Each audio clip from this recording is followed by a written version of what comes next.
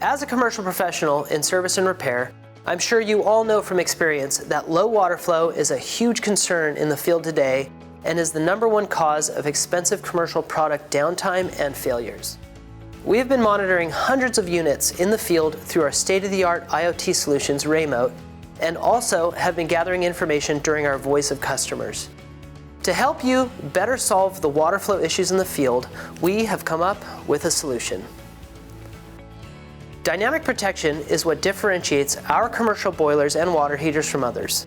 With a combination of continuous instant reading of water flow and our patented controls algorithm on our new commercial products, we can detect water flow challenges in the field and take proper actions to protect the unit, as well as prevent unnecessary downtime for the customers.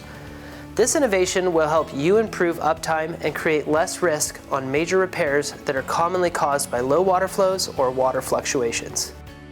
In the end, we want to save you money and make your investment last as long as possible.